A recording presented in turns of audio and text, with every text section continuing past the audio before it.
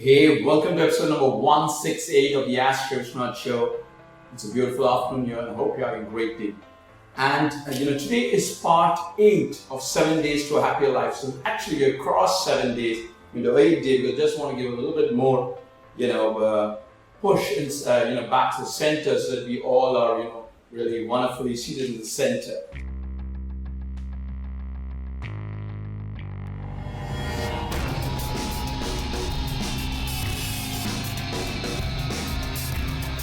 You ask questions and I answer them.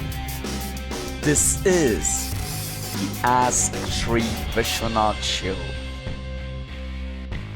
So, I encourage you to watch all the episodes 161 to 167.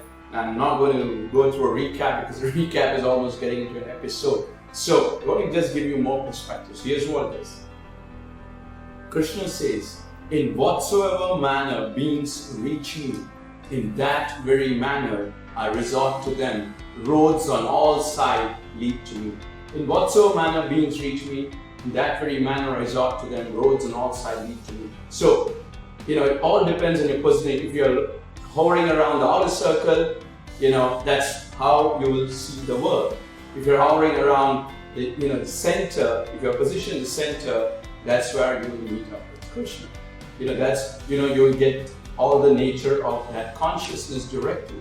But if you are in the outer circle of events and external stimuli and reaction and gunas, that's what you will encounter every single day. Everything you will bump across will be events, external stimuli, reaction, and all that stuff.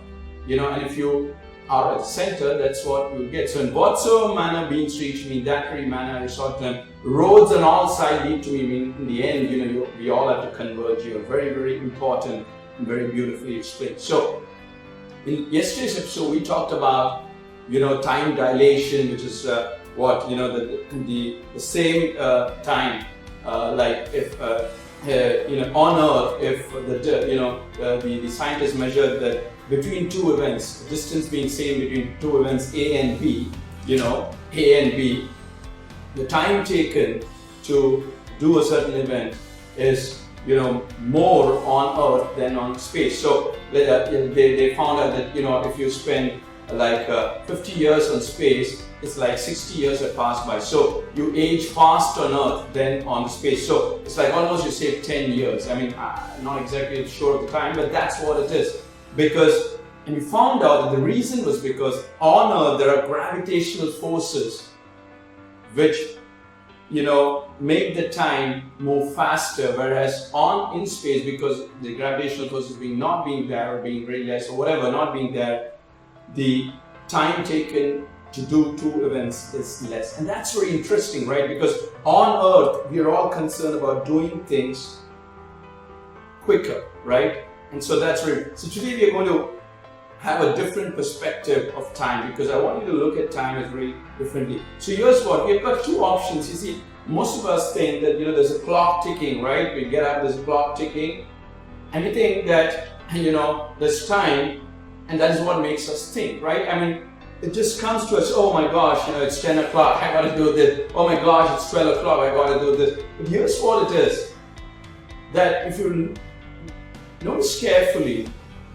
time is completely illusionary, because, you see, before you're born and after you die, you're not going to be bothered about time. So time for you matters only between life and death, right? And if you notice carefully, it's only when you think. You see, thinking triggers time, in the sense that thinking splits time into past, present, and future. And that's what time is. You see, there's nothing like time, because it's like a straight line, linear, or you could say circular if you look at it from experiences. So there's nothing like time, but when you start thinking, you break time into past, present, and future. And automatically, you see that you have created time, because there was nothing like time, but because of your thinking, you see, because look how these all things are connected. Because of your thoughts, your thinking, it breaks the external world into past, present, and future. So the external world didn't even exist when thinking, but the moment your thinking starts, it's broken up into past, present, and future. So it's what thinking triggers time. And then with time, what happens? You saw last time, there's an external stimuli, and then there's a reaction and action. So you see how it is? So just by destroying thinking, you destroy time, you destroy external stimuli, you destroy reaction, you destroy action. And that's how powerful it is that we got to really be very, very careful about these 3 circles, because we're destroying the gunas we saw, we're destroying thinking, and we are achieving everything. Because you're free from time, you're free from external stimuli, you're free from reaction, action, every single thing. So powerful. And so obviously it's going to take some time. You just got to know that thinking is what sets everything into motion. Because it's in motion, all this is appearing illusionary. Why? Because what is time? Because if we look at time, time is always in reference to something, right? Reference to 2 events. So between 2 events, time is in reference to 2 events, right? That is all what time is. So if you really look at it, so if you say, I want to get this thing done in 10 minutes, right? So time is in reference to 2 events. Very simple. We're taking it step by step. So in our life, coming back to our life, right, which is important for us, there are 2 things happening, life and death, right? So time is in reference to life and death. How? Because what's happening in between life and death is experiences, right? And that's the only place where time comes into. So time is for us always in relation or in reference to experiences. That's what it is. So when we talk of time, it's always in relation to between 2 events, which is life and death, and anything which happens in between experiences. So for us, whenever we touch time, we should know that we're talking about experiences in reference to experiences. That's all. That is what it is. So the question here is, what is experience? Right? Because we're going very slowly. We're taking every term as it is. So we get sort of time, and time is in relation to 2 events. So 2 events are life and death, and in between we've got experiences. The question is, what is experiences? And here's what is experiences. We have this 3, the secret circle of life. There are 2 types of experiences. One is, what is happening is, what time is doing. What is experience? Experience is nothing but, no matter what happens in the outer circle, there are 2 things happening. There's an involuntary, you see, events, what happens in experiences, it's an involuntary destruction of your gunas through events, right? So when I say a good event, there's a destruction of your events because you forgive people, you feel so pumped up, and same way when bad events happen, you go down and all that stuff. What is experience? It's like good and bad, experience consists of good and bad, and what's happening is, it is destruction of the gunas through events. That's what experience is. And what is, and what do the great ones do? They voluntarily give up the gunas. Because what is our goal? Our goal is to move towards the center, right? Because important thing is, there is life and death and there's experience. But what is the greatest experience? The greatest experience is to be seated at the center. And because we are not aware of that, we are moving across the circles, and there are 2 types we can do. You see, what happens is when we move to the outer circles is, we get into the involuntary destruction of gunas, because events, what they do, what does an experience do, a bad experience for you? Without involuntarily, it destroys your gunas. And it forces you to come to the center. You come to a center a little bit, then again you go out and all that stuff. But that's what experiences do, right? And what do the wise ones do? They voluntarily give up the guna. That's what I want you to do. Voluntarily do that, and so you destroy the need for experience. That's what I want you to do. When you destroy the need for experience, you destroy time also. And you destroy life and you destroy death. Are you getting this point? Because time is always in reference to 2 events, life and death, and everything happening in between is experiences. And what experiences does is it destroys your gunas and forces you to come to the center. Now some come out of frustration and fear and all these things, but most do not, because they come a little bit to the center and again they go out. But that's all what experiences are doing. Because the greatest experience is to come back is to be at the center. And the wise ones know that, so they voluntarily give up the gunas and they are seated in the center.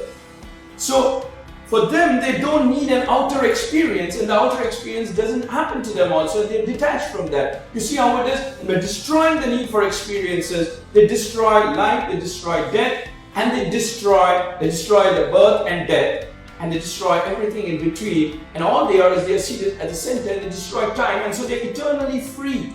So very, very important, because we've got two options. You see, as we are traveling in this outer circle, like I'm speaking on the video, someone is going from New York to Washington, someone is watching a movie, and all these things, like we're traveling, physically traveling or not traveling, whatever time is traveling. So we are going from place to place, age 1 to 20 to 30 to 40. But then there's also another travel which is happening, which is a subtle travel based on these two circles. There's a travel of external stimuli, reaction and action happening subjectively within us based on the two gunas.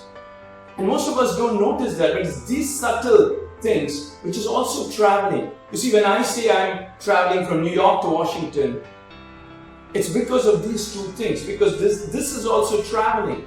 You see, because this is traveling, this outer thing, my frame is traveling. This is just a frame, a box. Very, very important that this outer circle, that's why it's called Maya illusion, because all what we're doing is we are allowing experiences to, destroy our gunas. And what do great ones do is they voluntarily give up the gunas. And that is the secret of yoga, because if you wait for experiences, you got to wait for 60 years, 70 years, because they will push you a little bit to center, then again your mind will go out, again you'll get an experience, again you'll come back to center, again you'll go out, again you'll come back, and all these things. And it will take 60 years, because that's what Krishna said. Very, very important. So, story here, because stories help explain this more easily. So, this is a story I shared earlier. Narada, he asked Krishna, he was a great sage, he asked Krishna, please explain to me Maya, what I'm trying to get to you, what we've already conquered. Still there might be some doubt. So, I asked him to explain to me this Maya, this moving at the outer circle. What is it? I can get what you're saying, but I want to know it, more easily. So, Krishna said, all right. And after some days, they were at a desert, and Krishna and Narada, and Krishna told Narada, please fetch me a glass of water. I'm very thirsty. And so it was a desert, there was nowhere. So Narada, just headed out to the nearby village. So he just traveled for some time. And then he saw a village. And the first house, he just knocked at the door, and a beautiful girl opened the door. And the moment Narada saw her, he just forgot everything. And he fell in love with her, he wanted to marry her and all that stuff, and he had forgotten all about Krishna's Jagavada. They started talking, she also liked her, and he also liked her, and they talked for 30 minutes. And he said, I want to talk to your father about marrying and all that stuff. She said, he will come in the evening. So Narada waited till the evening. His father came, Narada told him that he wanted to marry her and all that stuff. His father was happy because he thought Narada was intelligent, and they married. And then Narada, he started living with her, all that stuff. Love, romance, affection, all that stuff. He had children, they had 2 children, time passed by. Narada did business, his father-in-law had a business, so he was like the head of the village and all that stuff. And then life was very beautiful and peaceful. And then one day, there was a flood. Tremendous flood came, and it just destroyed everything, and everything was being swept up by the flood. And Narada was like helpless, his house was being destroyed, and he was like with his 2 sons, one on this shoulder and another on this shoulder, and holding his wife. He was like trying to wade through the waters to come to a nearby shore or place where he could just stand above the water. And so doing that, there was a tide, a wave just came across and took out and just threw his one son, just took away his one son. And he saw his one son being taken away by the wave and dying, and he was crying, but he was holding on to the other son's wife and moving along. Then another wave came, and it took him another son, and his second son also died. He was all the time grieving and holding on to his wife. And then another wave took away his wife. He was full of exhaustion, desperation, frustration, and somehow he came to the shore. And he was just taking his breath, and there was a tap from the behind. And he saw, and it was Krishna. And Krishna said, where have you been, Narada? I've been waiting for you for 15 minutes. And Narada said, 15 minutes? 12 years have passed by, I've knocked the door, I got married, I have children, and he said 15 minutes? What is this, Krishna? And Krishna said, this is Maya, 15 minutes at the center in my time, in the consciousness time, is equal to 12 years outside. You see, it's so powerful that what you gain in experience, that in 15 minutes you can gain 12 years of knowledge just by seated at the center. And that's what we are, because we want experience, right? So this is voluntarily giving up of the gunas. Whereas if you go to the outer circle, like Narad, and you set your thinking in motion and you wait for events to involuntarily destroy your gunas, it will take you 12 years. And so if you take a lifespan, it will be 60 years and would be only, 90 minutes in Krishna's time, in consciousness time, for if you are seated in the center. Because that's all that is needed. 90 minutes in your consciousness, you will get the experience what could be gained, what is gained by others traveling out the outside circle for 60 years. So what is all this 60 years minus this 90 minutes is called Maya, because all that is a useless experience of allowing events to destroy our guna, because that's all what experience is doing. A good experience or bad experience, that's all what it's doing, because in the end we all die and go away and again form a circle, because this has not been destroyed. Till the time that this gunas are not destroyed, you need an experience, an external stimuli, you see. So you can choose between an external stimuli to destroy your gunas, or voluntarily be seated in the center like Krishna, be in consciousness time, and do the same thing in 90 minutes. And just in 90 minutes you can get lost. You see, obviously you don't just live for 90 minutes, but the thing is, that's what happens. Why take 60 years to just go around and around like a tortoise in this circle and wait for a good event and a bad event, all this nonsense of money, health, relationships surrounding us, some days good, some days bad, and all that is doing is destroying our gunas. Well, you just be seated at the center and gain this entire 60 years in just 50 or 90 minutes. When you see the center, there's power. So this is very, very important. That is the choice. This is the great. Voluntarily give up the gunas. Know that this is the circle. Because Krishna says, he told me that my circle is fixed. You see, my circle is fixed, your circle is fixed. My circle is fixed, your circle is fixed. Everyone's circle on earth, this is fixed. So, how foolish it is when I try to change my outer circle, I try to change you, I try to change someone. So give up this wanting to change someone, wanting to change your outer circle, wanting to change events, wanting to think a better thought, wanting to do a better, reaction, all that stuff. Just forget all that stuff and just get into consciousness. Just get back to this place, because that is the most powerful thing. It is a sin. It's a sin. It's only because our thinking is in motion that there's time, there's external stimuli, there's reaction and action. It's a sin to change others. We've got to change the definition of sin. It's a sin to change others. It's a sin to change events in our life.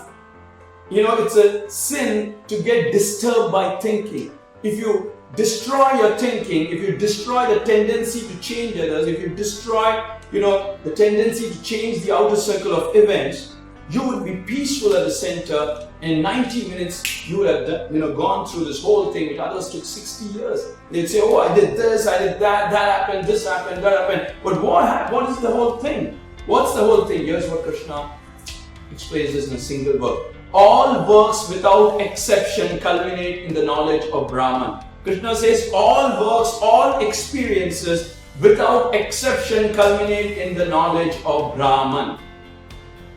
That is why this knowledge can be attained by service to a teacher. He says that you can get this knowledge only by service to a teacher. That means you can learn it from an expert teacher. That's the only way. Because otherwise, because our thinking is in motion. So all our experiences without exception culminate in the knowledge of Brahman. So till the time that this is destroyed, you have to form another circle again and again. Very, very important. You have just got two choices. Voluntarily give up the gunas, or involuntarily, like a fool, travel in this outer circle, wait for events to destroy your gunas.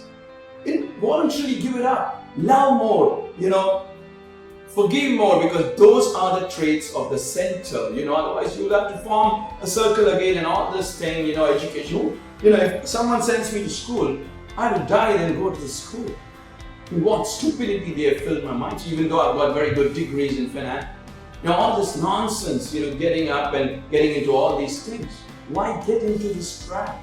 You think you're not going to do that? Well, you might in a different lifetime, you're watching these videos again and you'll say, oh my gosh, I forgot what Vish told me. And same thing I remind myself, because I am here because of ignorance, because in my last lifetime I did not do this. You think all this is a joke. This is not a joke. Because yesterday we were alive. Yesterday is nothing but another lifetime actually. But we think, oh, it's the same lifetime. But one day the circle will be destroyed and another circle will be formed. You see, there's not much difference between yesterday and another lifetime. Because that is the secret. So, very, very important so the greatest experience is the experience of Brahman, and that is what it is. And so, destroy thinking, destroy time, destroy external stimuli, destroy reaction, destroy action. There'll be no motion, you'll be full of light, because our journey starts here and ends here, and in between is this experiences. And the greatest experience is the experience of Brahman, which is a voluntary giving up of the gunas. And the faulty experience, or the experience of ignorance, is where you travel out the outside and wait for events to say, oh, this happened, that happened. So quickly get back to the center. That's what the great ones do. So you have two options. You see, all the while, the gunas were driving you, right? Most of the people, the gunas are driving them to the outside. The gunas are driving you, and we are like trying to get back to the center. That's what most people in the world are trying to do. But when you are wise, you'll allow the consciousness to hold you, to carry you at all times. Because Ramakrishna says, it's a different thing where you hold God's hands. It's a completely different thing when God holds your hands. So, till this time, you were trying to get back to the center. Now, don't do that.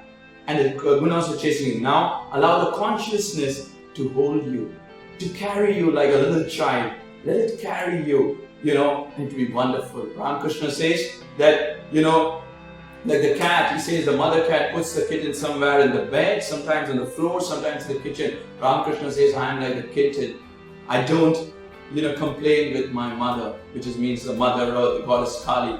Wherever she keeps me, I am very happy. So allow the consciousness to carry you, to hold you, instead of you holding on to consciousness and you being driven by it. And it will be a beautiful experience, because this experience of the Brahman is the greatest. I want to leave you with this wonderful story of Indra, and how Indra the god, he had a curse. Indra the god of heaven had a curse, and he had to come back on earth to redeem it. Even gods had to come back. So Indra was born as a pig, because that was a curse. And so Indra was born as a pig, and then he mated, and he had piglets, and he had she-pig and all that stuff, and then he had piglets, children, and he was in this dirt, this complete dirt, walking around as a pig and enjoying and all that stuff. And when his curse period was over, the gods came and said, come back, because your position is vacant, you've got to fill it up. But Indra had forgotten, because he was in the pig body. You see, he was in the gunas, the outer circle, was in the pig body, and he said that, I'm very fine, I'm enjoying this pig, I'm a beautiful wife, a sheep pig, I'm a piglets, my children and all that stuff. And he said, no, I'm not coming back, I'm enjoying it. He said, this is dirt, come back, this is nonsense. The gods pleaded, because they could see, But he said, no, I'm enjoying that. And so the gods went back and they told Shiva about it, Shiva the god of destroyer. And Shiva came and he also asked, requested, but Indra did not listen, because Indra was very much involved in the gunas and the outer circle. And so then Shiva took his trident and then destroyed the pig body of Indra, and his spirit was released and he came back as a god. And when Indra saw, what he did about 5-10 minutes back, where he was, he felt very ashamed that how could he, the god with such a high level of knowledge, could be so happy in that pig body. And that's what it is. That's what Krishna says, the sword of knowledge, slay the doubt in your heart. Born of Nisai, stand up and resort to yoga. So destroy that pig body, destroy, the gunas, give up the gunas voluntarily, destroy the gunas instead of the events destroying, because the experience of Brahman is the greatest thing. And that is what you do. That's the greatest meditation. 6 to 6-1, the journey continues. I hope I answered your question. You keep asking questions tonight.